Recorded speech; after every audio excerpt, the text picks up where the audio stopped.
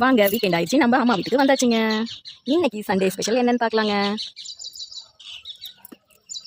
நம்ம இப்போ ஃபிஷ் ஃப்ரைக்கு மசாலா போட்டு நம்ம மேரினேட் பண்ணி எடுத்து வச்சுக்கலாங்க. நான் வந்து இன்னைக்கு ஜிலேபி மீன் வந்து 1 kg எடுத்துருக்கேங்க. இது வந்து அரஞ்சா மீனுங்க. இது ஆத்து மீன், ஆத்துல மட்டும் தாங்க கிடைக்கும். இது வந்து ஒரு 4 மீன் எடுத்துருக்கேங்க. மீதியெல்லாம் நம்ம குழம்பு வச்சுக்கலாங்க. இப்போ நான் வந்து ஃபிஷ் ஃப்ரை மசாலா எடுத்துருக்கேங்க. 1 kgக்கு நீங்கள் வந்து 150 கிராம் சேர்த்துக்கோங்க. ஓகேங்களா? ஆட் பண்ணி ஃபர்ஸ்ட் நம்ம வாட்டர் ஆட் பண்ணி நல்லா இதை வந்து இது பண்ணிக்கலாங்க, கரைச்சிக்கலாம். நம்ம இந்த பவுடர் கூட நம்ம வேற எதுவுமே மிக்ஸ் பண்ண தேவையில்லைங்க. கார்ன்ஃபிளவர், மிளகாத்தூள், இஞ்சி பூண்டு பேஸ்ட் எல்லாமே மிக்சர்லயே இருக்குங்க. இது வந்து மணக்காடு மசாலான்னு சொல்லுவாங்க. இதுலயே எல்லாமே இருக்கு. அதனால நம்ம எதுவுமே ஆட் பண்ண தேவையில்ல. உங்களுக்கு புளிப்பு டேஸ்ட் வேணும்னா நீங்க வந்து ஆஃப் லெமன் வந்து புளிஞ்சு விட்டுக்கோங்க. இப்போ நம்ம கரைச்சாச்சுங்க. கொஞ்சம் கெட்டியாவே இருக்கட்டுங்க. ஏன்னா ஃபிஷ்ல நம்ம இதை தடவும் போது அதுலயும் கொஞ்சம் வந்து வாட்டர் வந்து விடுங்க. அதனால கொஞ்சம் கெட்டியாவே வச்சுக்கலாம். பாருங்க, கடையிலேயே க்ளீன் பண்ணி இந்த மாதிரி ஸ்லைசஸ் போட்டு கொடுத்தாங்க. நம்ம மசாலா தடவறதுக்கு ஈஸியா இருக்குங்க. பாருங்க, இந்த அளவுக்கு மேக்னேட் பண்ணி எடுத்துக்கணுங்க. நான் ஃபிஷ் உள்ளேயும் பாருங்க நல்லாவே மசாலா கோட்டிங் போட்டிருக்கேங்க. இப்போ இதே மாதிரி நம்ம எல்லா ஃபிஷ்ஷுமே எடுத்து மேக்னேட் பண்ணி வச்சுக்கலாங்க. ஒரு 2 hours இது வந்து நல்லா ஊறட்டுங்க. அதுக்கப்புறம் நம்ம ஃப்ரை பண்ணி எடுத்துக்கலாம். பாருங்க, நான் ஃபிஷ் எல்லாம் மேக்னேட் பண்ணி வச்சுட்டேங்க. இது நல்லா வந்து ஊறட்டுங்க. நம்ம இப்போ மீன் குழம்பு பாரம்பரிய முறைப்படி மீன் குழம்பு மண் சட்டியில எப்படி வைக்கலாம்னு பார்க்கலாம் வாங்க. மீன் குழம்புக்கு தேவையான புளி ஊற வச்சிடலாங்க. 1 கிலோ மீனுக்கு நான் இங்க வந்து பாருங்க இவ்வளோ பெரிய நம்ம உள்ளங்கையில நாமனா எவ்வளோ சைஸ் வருதோ இந்த சைஸ்க்கு புளி எடுத்துக்கோங்க. போட்டு தண்ணி ஊற்றி நல்லா ஊற வச்சுக்கலாங்க. பாருங்க, இப்போ நம்ம மீன் குழம்புக்கு தேவையான மசாலாவை வதக்கிக்கலாங்க. ஃபர்ஸ்ட் நாம சட்டி வச்சுட்டேங்க. இப்போ தேவையான அளவு எண்ணெய் ஊற்றிக்கலாம். பாருங்க, ஆயில் நல்லா சூடாயிடுச்சுங்க. 1/4 ஸ்பூன் வந்து வெந்தயம், 1/4 ஸ்பூன் மிளகு, 1/2 ஸ்பூன் வந்து உங்களுக்கு வந்து சீரகங்க. இது மூணுமே நம்ம இப்போ எண்ணெயில் ஆட் பண்ணிக்கலாம். இதெல்லாம் நல்லா பொரிஞ்சு வருத்துங்க. இப்போ பாருங்க, சின்ன வெங்காயம், ஒரு பூண்டு ஃபுல்லாக உரிச்சு எடுத்துருக்கேங்க. இஞ்சி பாருங்க, நான் சின்னதாக தான் எடுத்துக்கேன். மீன் குழம்புக்கு நான் இஞ்சி கம்மியாக தாங்க யூஸ் பண்ணுவேன். 5 தக்காளி எடுத்துருக்கேங்க. இப்போ இது கூட ஆட் பண்ணிடலாங்க. வெங்காயம் போட்டுக்கலாங்க. அடுத்தது பூண்டு, இஞ்சி போட்டுக்கலாங்க. இப்போ இது நல்லா வணங்கட்டுங்க. பாருங்க, இப்போ தக்காளியை நம்ம 4ஆக கட் பண்ணி இது கூட ஆட் பண்ணிக்கலாங்க. நல்லா வதங்கட்டுங்க தக்காளி. இந்த மசாலா தாங்க நம்ம மீன் குழம்புக்கு நல்ல டேஸ்ட் கொடுக்க போகுது. அம்மியில் வச்சு ஆட்டணும்னா அது டேஸ்ட்டே தனிங்க. பாருங்க, தக்காளி இந்த அளவுக்கு வதங்கினா போதுங்க. ஏன்னா நம்ம தக்காளியெல்லாம் அரைச்சி திரும்பவும் குழம்பு நல்லா கூட்டி கொதிக்க வைக்க போகிறாங்க. சரிங்களா? இப்போ வந்து தேங்காய் நான் 1/4 மூடி எடுத்துருக்கேங்க. தேங்காவும் இது கூடயே ஆட் பண்ணிடலாங்க. இந்த தேங்காய் தாங்க மீன் குழம்புக்கு டேஸ்ட்டே கொடுக்க போதுங்க. தேங்காய் ஒரு 2 நிமிஷம் தேங்காய் வதக்கிட்டுங்க. அம்மியில் நல்லா பேஸ்ட்டாக அரைச்சி எடுத்துக்கலாங்க. நல்லா நைஸாக அரைச்சி எடுத்துக்கலாம். ஓகேங்களா? பாருங்க, இப்போ குழம்பு தாளிச்சலாம். நான் வந்து மண் சட்டி வச்சுட்டேங்க. இப்போ வந்து நம்ம எண்ணெய் ஊற்றிக்கலாம். ஓகேங்களா? மீன் குழம்புங்கிறதுனால நம்ம எண்ணெய் கொஞ்சம் 2 குழிக்கு 2 எண்ணெய் ஊற்றிக்கோங்க. எண்ணெய் நல்லா காயிடுங்க. பாருங்க, புளி தண்ணி கரைச்சி எடுத்தாச்சுங்க. இது கூட நம்ம 1/2 ஸ்பூன் மஞ்சள் பொடி சேர்த்துக்கலாங்க. வீட்டில் அரைச்ச குழம்பு மிளகாய் தூள் இது எல்லாமே புளி கூட சேர்த்து நம்ம கரைச்சி வச்சுக்கலாங்க. பாருங்க, புளி தண்ணியில் கரைச்சி வச்சுங்க. பாருங்க, சட்டி நல்லா காஞ்சி எண்ணெயும் நல்லா காஞ்சிருச்சுங்க. இப்போ இந்த டைமில் நம்ம வந்து கடுகு சேர்த்துக்கலாங்க. கடுகு போட்டாச்சு. பாருங்க, வெந்தயம், கடுகும் வெந்தயமும் நல்லா பொரிஞ்சு வரட்டுங்க. பாருங்க, கடுகும் வெந்தயமும் நல்லா பொரியுதுங்க. இப்போ நம்ம கருவேப்பிலை சேர்த்துக்கலாங்க. பாருங்க, ஒரு கொத்து கருவேப்பிலை போட்டுக்கலாங்க. போட்டுட்டு தாளிப்புக்கு சின்ன வெங்காயம் கொஞ்சம் வச்சுருக்கேங்க. நம்ம நிறைய வெங்காயம் வந்து அரைக்கிறதுக்கு சேர்த்துருக்கோம். அதனால் கொஞ்சமாக இருந்தால் போதுங்க. இப்போ இந்த வெங்காயம் நல்லா வதங்கி வருதுங்க. பாருங்க, வெங்காயம் நல்லா வதங்கிடுச்சுங்க. இப்போ நம்ம அரைச்ச பேஸ்ட்டு இது கூட சேர்த்துக்கலாங்க. பாருங்க, நல்லா அரைச்சாச்சு. இது கூட ஆட் பண்ணிக்கலாம். நல்லா கிண்டி வதங்கட்டுங்க. எப்போவுமே மீன் குழம்புக்கு, சுண்டக்காய் குழம்புக்கு, வத்த குழம்புக்கு, இந்த குழம்பு புளிக்குழம்பு மாதிரி குழம்புக்கு எல்லாத்துக்குமே நீங்கள் வந்து நல்லெண்ணெயில் சமைச்சு பாருங்கள். டேஸ்ட்டு நல்லா இருக்குங்க. பாருங்க, நல்லா கொதிச்சிருச்சிங்க நம்ம போட்ட மசாலாலாம். இப்போ புளி தண்ணி ஆட் பண்ணிக்கலாங்க. புளி தண்ணி கூட எல்லா தூளும் கரைச்சி வச்சுருக்கோம் இல்லைங்களா? அதை இது கூட ஆட் பண்ணிடலாங்க.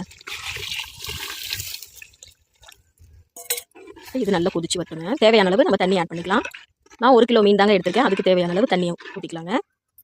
நம்ம உப்பு எதுவுமே சேர்க்கவே இல்லைங்க. இப்போ வந்து குழம்புக்கு தேவையான உப்பு எல்லாம் சேர்த்துக்கலாங்க. பாருங்க, கல்லுப்பு சேர்த்துறேன். பாருங்க, குழம்பு நல்லா கொதிக்குதுங்க. இன்னும் நல்லா பச்சை வாசம் போட்டுங்க. சமையல் தாங்க ஆரோக்கியமான சமையல். அந்த காலத்துலலாம் விறகு அடுப்பில் தாங்க செஞ்சாங்க. இப்போ நம்ம இருக்க பிஸி ஷெட்யூல்ல நம்மளால அதை வந்து கண்டுபிடிக்க முடியலங்க. டைம் கிடச்சிச்சுன்னா நீங்களும் ட்ரை பண்ணுங்க. பாருங்க, மீனை நல்லா கல்லுப்பு போட்டு நல்லா வாஷ் பண்ணி எடுத்து ரெடியாகி வச்சாச்சுங்க. இந்த மீன் பேர் அரஞ்சான் மீனுங்க. இந்த மீன் ஆத்துல மட்டும் தாங்க கிடைக்கும். நீங்க என்னதான் வகை வகையா மீன் வாங்கி குழம்பு வச்சு சாப்பிட்டாலும் ஆத்து மீன்ல இருக்க டேஸ்ட் வேற எந்த மீன்லையும் வராதுங்க. ஆத்து மீன் கிடைச்சிச்சுன்னா கண்டிப்பா வாங்கி நான் சொன்ன மாதிரி மீன் குழம்பு வச்சு சாப்பிட்டு பாருங்க. டேஸ்டா இருக்குங்க. பாருங்க, குழம்பு நல்லா கொதிச்சிருச்சுங்க. இப்போ நம்ம வாஷ் பண்ணி எடுத்து வச்சிருக்க மீனை ஆட் பண்ணிடலாங்க. பாருங்க, குழம்புல போட்டுடலாங்க. மீனை நம்ம குழம்புல போட்டு குழம்பு வந்து ஒரு 10 நிமிஷம் இருந்தால் போதுங்க. இப்போ நல்லா கிண்டி விடலாங்க. இதுக்கு மேலே நம்ம கரண்டி யூஸ் பண்ணி கிண்ட வேண்டாங்க. மீனை போட்ட உடனே கிண்டி விட்டிங்கன்னா போதும். இப்போ நல்லா ஒரு கொதி வரட்டுங்க. பாருங்க, நல்ல குழம்பு கொதிச்சிருச்சிங்க. நம்ம ஊற்றின எண்ணெயெல்லாம் நல்லா பிரிஞ்சு வந்துருச்சு. நம்ம இந்த ஸ்டேஜில் இறக்கிடலாங்க. பார்க்கும்போதே நாக்கில் எச்சி ஊறுதுங்க. இப்போ பாருங்க, கருவேப்பிலை 2 கொத்து போட்டுக்கலாம். போட்டுட்டு நம்ம இறக்கிடலாங்க. மீன் குழம்பு ரெடிங்க. பாருங்க வானல் வச்சுட்டு நம்ம இன்னைக்கு உப்பு கறி தாங்க செய்ய போறோம். அதுக்கு தேவையான எண்ணெய் ஊற்றிக்கலாங்க. நான் ஒரு 3 டேபிள் ஸ்பூன் எண்ணெய் ஊற்றிருக்கேங்க. எல்லாம் காஞ்சிருச்சுங்க. கடுகு சேர்த்திக்கலாங்க. 3 வரமிளகா வந்து உள்ள இருக்க விதையெல்லாம் எடுத்துட்டு கீறி வச்சிருக்கேங்க. அதை மட்டும் ஆட் பண்ணிக்கலாம். கருவேப்பிலை 2 கொத்து சேர்த்துக்கலாங்க.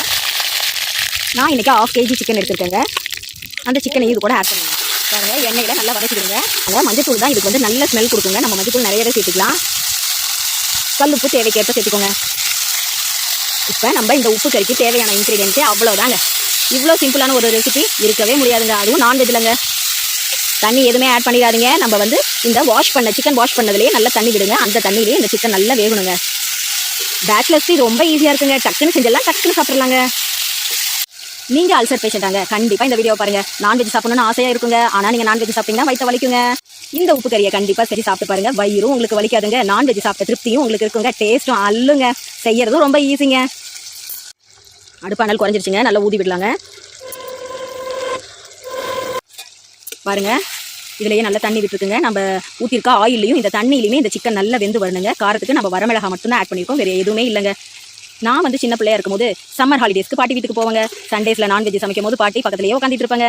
சிக்கனு மட்டனு எதாக இருந்தாலும் சரிங்க. பாட்டி வந்து அழகாக விறகு அடுப்பில் சமைப்பாங்க. எண்ணெயில் வதக்கிட்டு இருக்கும் போது இந்த உப்பு இருக்கா டேஸ்ட் பண்ணி பாருடா அப்படின்னு எடுத்து கொடுப்பாங்க 2 பீஸு. அதுதாங்க உப்பு கறி. அந்த உப்பு கறிக்கு டேஸ்ட் வேறு என்னங்க இருக்குது? அவ்வளோதாங்க. நம்ம உப்பு கறி இப்போ ரெடிங்க. 10 நிமிஷத்தில் நான்வெஜ் சமைச்சாச்சுங்க. பேச்சுலர்ஸ்க்கு ரொம்ப ஈஸிங்க. அல்சர் பேஷண்ட் அள்ளி சாப்பிட்லாங்க. மீன் பொரிக்கிறதுக்கு தேவையான ஆயிலை ஆட் பண்ணிக்கலாங்க. நான் இன்னைக்கு நல்லெண்ணெய் தாங்க எடுத்துருக்கேன். நீங்கள் என்ன ஆயில் வேணுமோ யூஸ் பண்ணிக்கோங்க. பாருங்க ஆயில் நல்லா காஞ்சிருச்சு. நம்ம மசாலா தடவி வச்சிருக்க ஃபிஷ்ஷை போட்டுக்கலாங்க. நல்ல வெயிலும் வந்துருச்சுங்க. அதனால நம்ம சீக்கிரம் பொரிச்சு எடுத்துடலாங்க. மீனை போட்டாச்சுங்க. மீன் நல்லா வேகுதுங்க. நம்ம திருப்பி போடலாம். பாருங்க மீன் நல்லா வெந்துருச்சுங்க. எடுத்துடுறேன். எடுத்துட்டு இப்போ நம்ம ஒரு மீனாக போட்டு பொரிச்சுக்கலாங்க. அடுத்த மீன் பாருங்க. அம்மா வீட்டு சண்டே சமையல் ரெடிங்க. வாங்க சாப்பிடலாம். என்னென்ன இருக்குன்னு பார்க்கலாங்க. பாருங்க இலையில நம்ம தண்ணி தெளிச்சிடலாங்க. நல்லா தொடச்சி க்ளீன் பண்ணிடலாங்க. இப்போ நம்ம சாதம் வச்சுக்கலாங்க. சுட சுட சோறுங்க. சாதம் வச்சுங்க. கொஞ்சம் வச்சுக்கலாங்க. அவிச்ச முட்டைங்க. நாட்டுக்கோழி முட்டை. அதனாலதான் சைஸ் சின்னதா இருக்குங்க. அடுத்தது பாருங்க ஃபிஷ் ஃப்ரைங்க. அரஞ்சா மீனுங்க. இது பாருங்க ஜிலேபி மீன். அப்புறம் பாருங்க உப்பு கறி. உப்பு கறி கொஞ்சம் வச்சுக்கலாங்க. அப்புறம் பாருங்க சிக்கன் குழம்பு. இப்ப நம்ம ஃபைனலா மீன் குழம்பு ஊத்திடலாங்க. சாதத்தை கொஞ்சம் புளி பண்ணிடலாங்க. மீன் குழம்பு ஊத்திடலாங்க. குழம்பை கலக்காம எடுக்கலாங்க. அப்பதான் மீன் உடையாம வருங்க. பாருங்க எப்படி இருக்கு மீன்ட்டு. குழம்பு ஊத்திக்கலாங்க. அவ்வளவுதாங்க. சாப்பிட ஆரம்பிச்சிடலாங்களா? சாப்பிட்டு பார்த்து டேஸ்ட் எப்படி இருக்குன்னு சொல்றேங்க. மீன் குழம்புல நல்லா போட்டு பிசைஞ்சு எடுத்துக்கலாங்க. வாங்க சாப்பிடலாம். அருமையா இருக்குங்க. வீடியோ பிடிச்சிருந்தா லைக் பண்ணுங்க, ஷேர் பண்ணுங்க, மறக்காம சப்ஸ்கிரைப் அண்ட் ஃபாலோ பண்ணுங்க. தேங்க்யூ.